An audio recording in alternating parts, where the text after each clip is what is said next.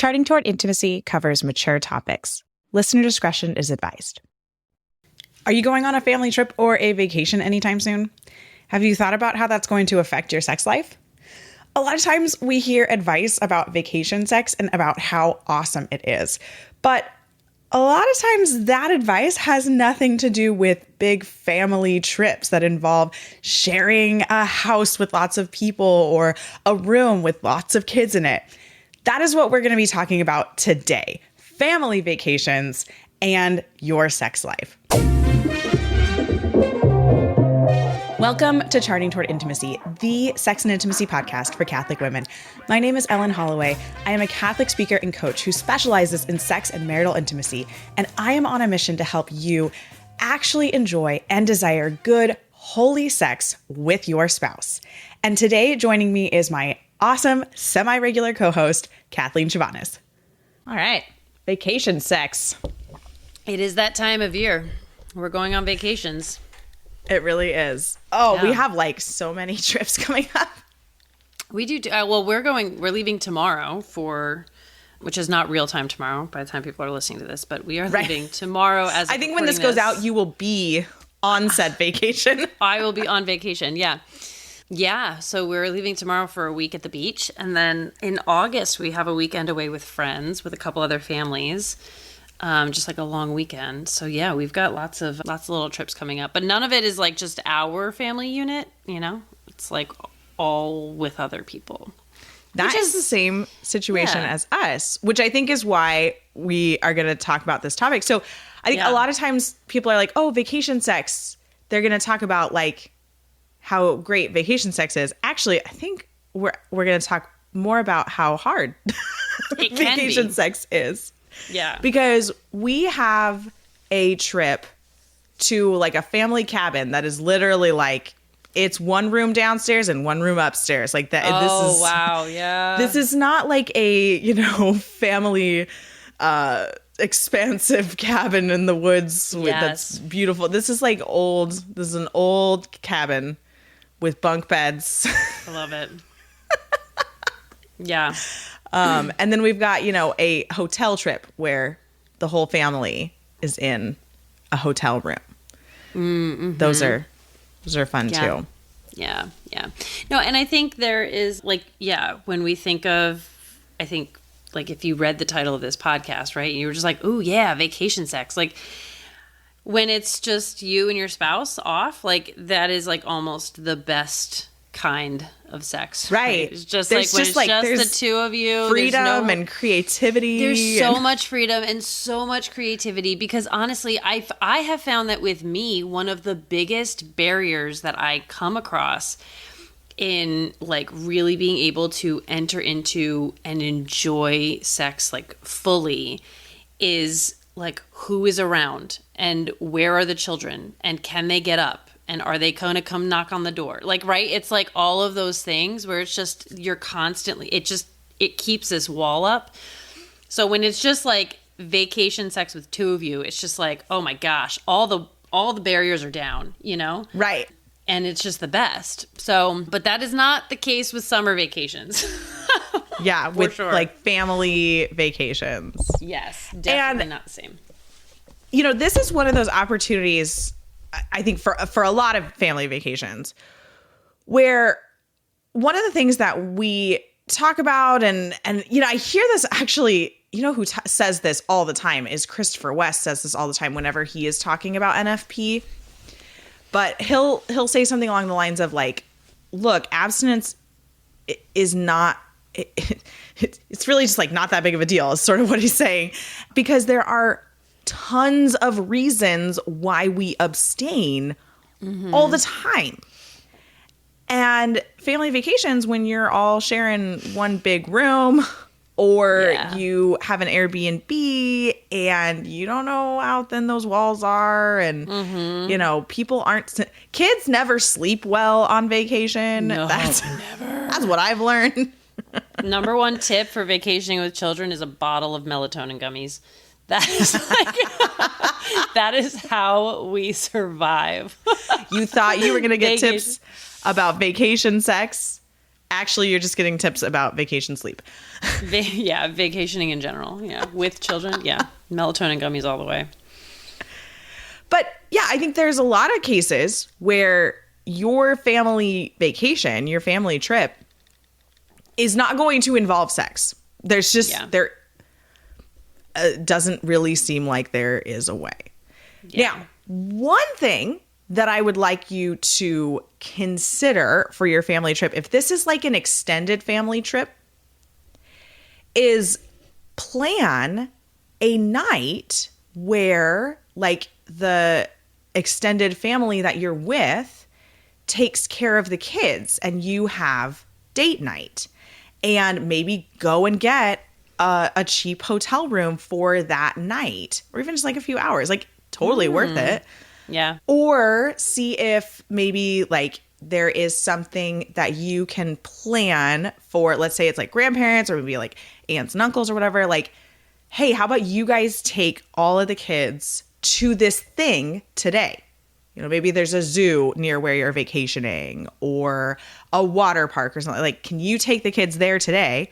And then you guys, you and your spouse, hang out at the Airbnb. I'm just imagining like a big family gets an Airbnb. I mean, the like vacation that we're going on is with my in-laws. So it's like my mother and father-in-law, my sister-in-law and her family and kids, and then my other sister-in-law. So it's like, it's a full house. It's a lot of people. There's like 8 kids in the house, right? There's 2, 4, 6, 7 adults. Like, it's a big house.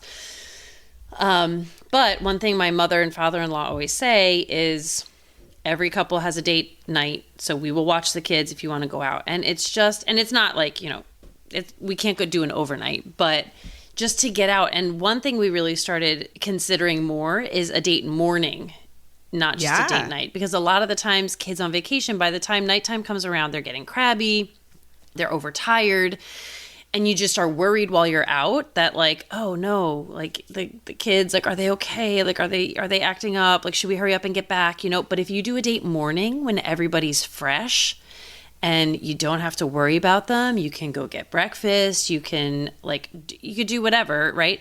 That is a really great thing. And just a way of remaining connected throughout that week or however long you're vacationing, if sex is not something that's really possible or feasible, to have that one-on-one time. And I think we've been kind of realizing that in general, that, yeah, like sex is less of a pressure and less of a timed need if we are just remaining connected and getting like husband-wife time separate from the kids.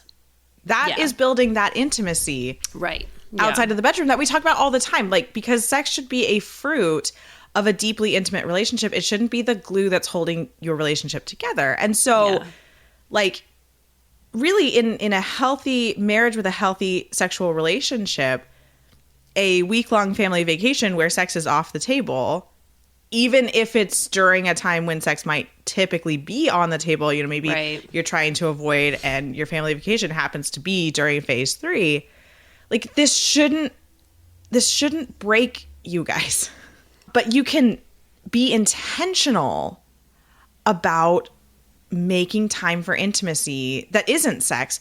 But also you can be intentional about like finding a time to have sex on vacation. You just might have to get creative. Like, even in the morning, like, you can get a hotel room during the day. And actually a lot of hotels will like give you a steep discount. Like, if you're just like, I just want a hotel room from like 8 to 3, right? Yeah. Like, I want this midday hotel room. Like, they didn't sell that room last night. They would love to make an extra $100, right? And so you don't have to pay the $250 or whatever. I feel like hotel rooms are so expensive now. No, seriously. They really are. But like, that might be something really, really great for your marriage. But think about like, okay, if we go out to dinner, we're going to spend $100. Like, what if you spent that dinner money on a hotel room? That's a really good idea. Something I didn't really ever consider before. It's an idea. I've never actually done it, but yeah, we haven't gone on a ton of like big family trip. This is like this summer. Yeah. It's like one of the first where we're like doing these like family trips with the kids. because our kids are like getting old enough now to actually do said kind of things. Yeah. No, we do these vacations twice a year, every year. Woohoo. Every year. Yeah. So it's a lot of vacation time with other people, but it's great. These vacations can really be that opportunity of thinking about intentionally building intimacy in ways that aren't sex. Mm-hmm. And thinking about, okay, how can I love my husband in this situation? We like talk about love languages all the time, but like this is a great opportunity to focus on his love language. Because like you're on vacation, you're outside of like your normal needs. Yeah, you've got other things to balance. I think a lot of times moms are like, feel like vacation is more stressful than just like daily life. I feel that. But at the same time, there are certain things no longer on your plate. And like if you're just kind of looking objectively, there's stressors that you don't have to deal with, right? So you have more capacity or small. Like it doesn't even have to be that big. Like I think a lot of times we're like, oh my gosh, I have to plan so much. I have to think so much about how to, love my spouse through his love language. And it's like, okay, if your spouse is like physical touch, just touch his shoulder as you walk past. Yeah. Yeah. Like words of affirmation, just, hey, I'm so glad to see you. Yeah. And you know what? That's an interesting point because I think that one thing that tends to happen a lot on vacations when you're with a lot of people, and again, I'm speaking a little bit from experience here.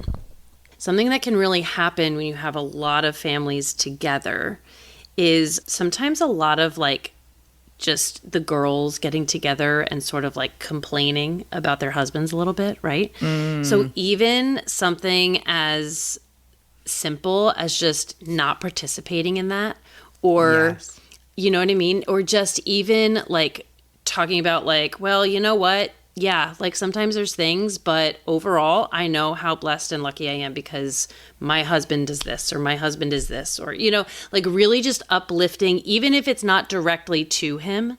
But I think that in our conversations, when we are with other people and that kind of seems to be, it's like a downer conversation in that way, I think that affects our outlook towards our spouse then, right? Like if we participate in that and we end up kind of going into the downer mode, like you're not going to want to go home and like think about like loving or having sex with your husband then, right? So it's like just watching the conversations we're having when we're with so many other people and really trying and like, listen, your husband's not perfect. Like there's going to be things you can complain about, but that's why it's even such a more loving act to intentionally refrain from those conversations and to lift your thoughts about your husband to like the good and the greater. Because then it's going to actually, you're helping yourself build an increased desire for him by highlighting his strengths. Yeah, I think that's really important. Because what a trip can really do is if you're intentionally focusing on really just building that intimacy in those small little ways, it can really build anticipation for coming back together when you do get home and you're back in your regular routine. And there can just really be a beautiful coming together and a celebration of the fruits that you intentionally worked very hard in the previous week, or maybe it's just a weekend or whatever amount of time. Yeah. There's just a beautiful like celebration of that. Yeah, I think that's really true. And I think that vacation, especially like we're saying, when it's hard to find time to be together, right? Like physically, like in the sexual union, there's always, it can be more stressful for sure, but I think there still is that sense of novelty, right? Like even if you can't necessarily have sex or you're not comfortable totally having sex in your situation, there's still that sense of novelty. You're in a new place. Maybe you're on the beach. Maybe you're in the woods, right? Like you're in this new environment that can be very romantic. And so I think that leaning into more like public displays of affection can be really cool and really good. And again, it's sort of like laying that groundwork for sort of like extended foreplay for when you get home, right? But what does it also do? Like, it also lets your kids see that you are relaxed, that you are like, you're just in a different space. You know what I mean? And that it's good. And that, yeah, mom and dad, like, they might be grossed out depending on how old your kids are. And like, that's fine. Like, my oldest is starting to get that way and whatever. Like, but when she gets older, Thanks to Bluey, all my children want us to do is smoochie kiss. Smoochie kiss. Anybody else in that boat, they're like, Mom and Dad, smoochie kiss. Yeah. But like, just those public displays of affection that maybe you don't do as often at home, right? Like, first of all, this can be like a really good way to kind of get into practicing doing them more, right? Like at home, especially in front of your kids and whatnot.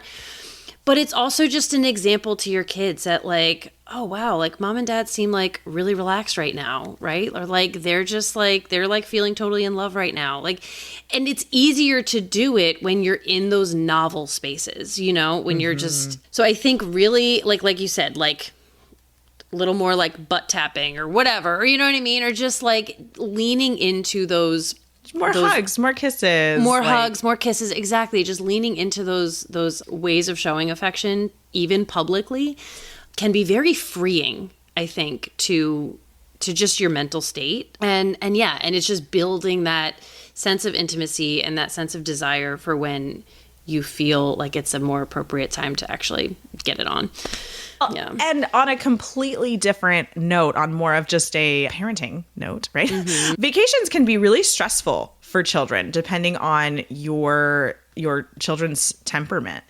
And seeing mom and dad in love, comfortable, feeling safe can really help your children to feel safe and feel calm in like this vacation environment, you know, because like we think of a week at the beach and we're like, oh my gosh, like it's gonna be great.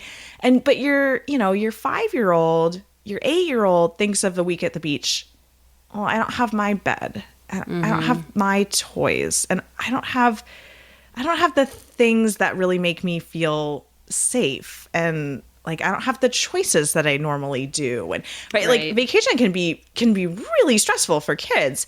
And those kinds of things, like mom and dad being safe and comfortable and in love, can really build that like, oh, this is fine. Like mom and dad are fine. I'm fine. And like mom and dad are this solid rock for me. I'm fine. Yeah. Yeah. That's a really good point. I like that. We'll be right back with the episode in a moment. How's your sex life? No, really. How is your sex life? Is it fulfilling, enjoyable, and intimate? No?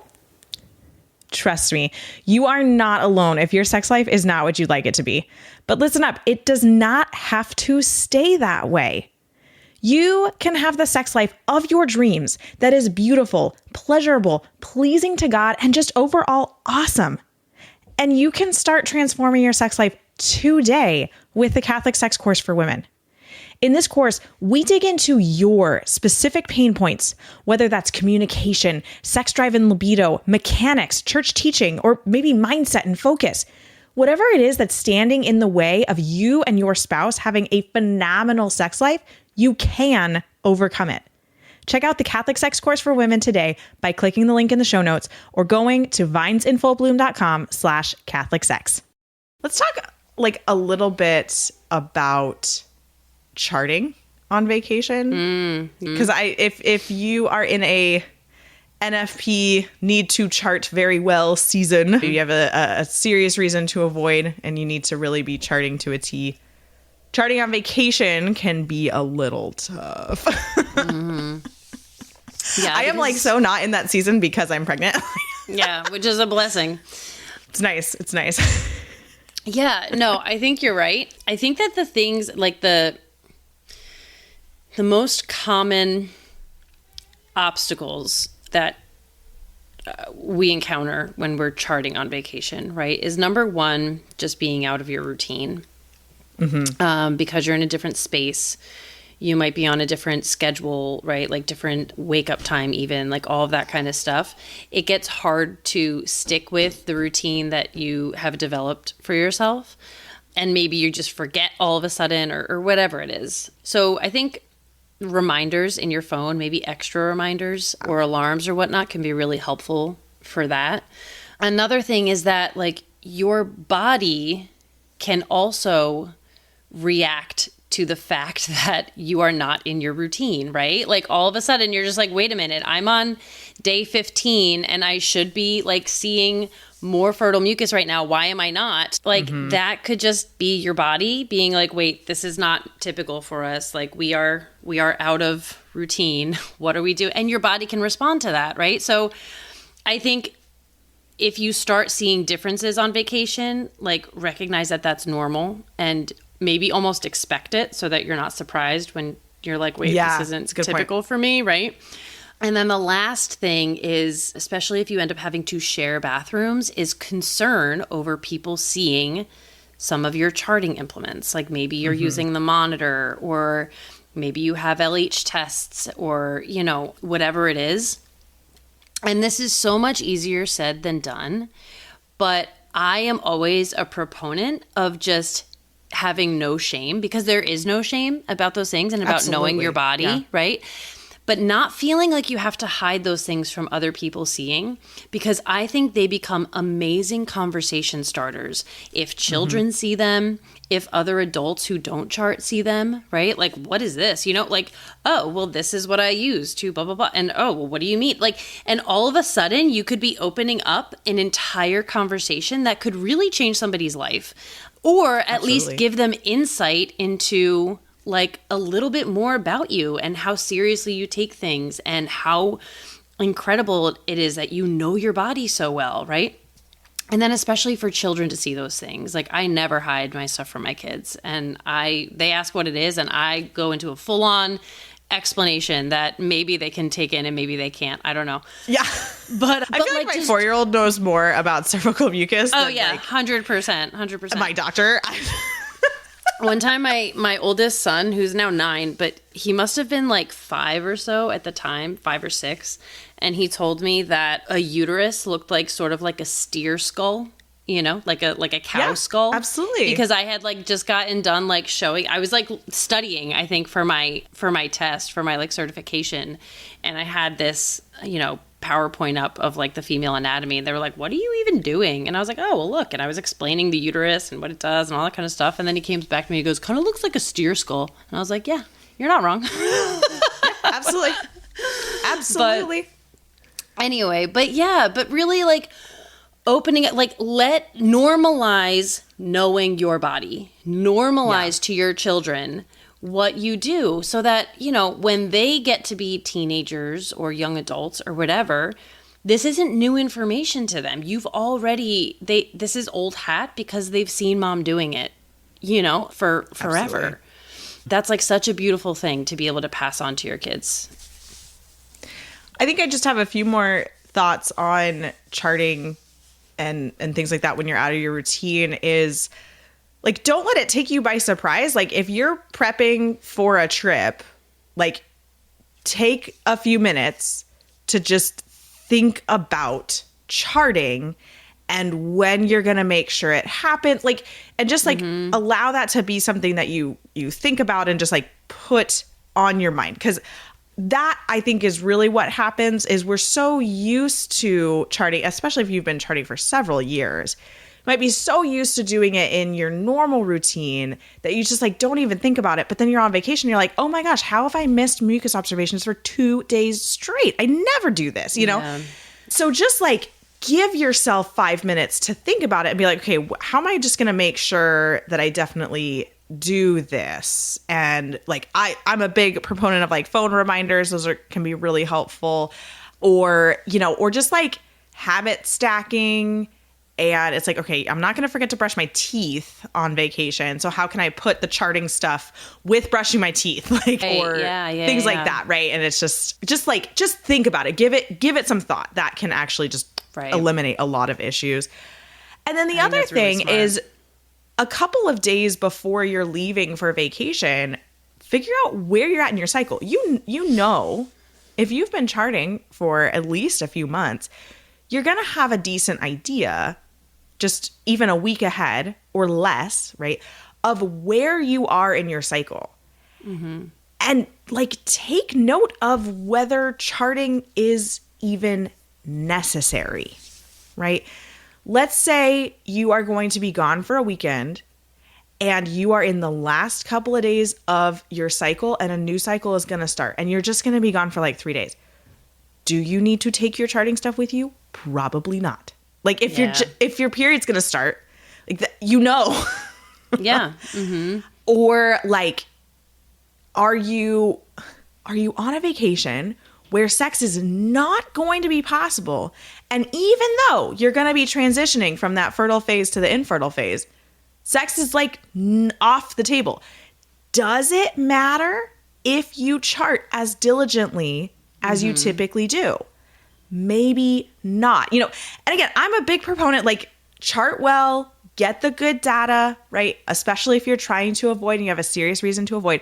But also, like, look at the circumstances. Like, do we actually need this information in these couple of days? Maybe not. And you could even reach out to your instructor and just kind of say, like, what do you think about this? And they can kind of, there are, like, again, if you don't have to have all available days available to you, right? There are some lax ways to chart and kind of get the info, but not necessarily like as early as you might, right? And you can kind of drop down some things or whatever. If it's like, I don't even need that info. This cycle, because we're not going to be having sex on this family trip where we're all sharing one room with like 5 bunk beds. Yeah. You know? Yeah. No, that's a great point. So I think it's just take a look at where you're at. Take a look at what the situation is.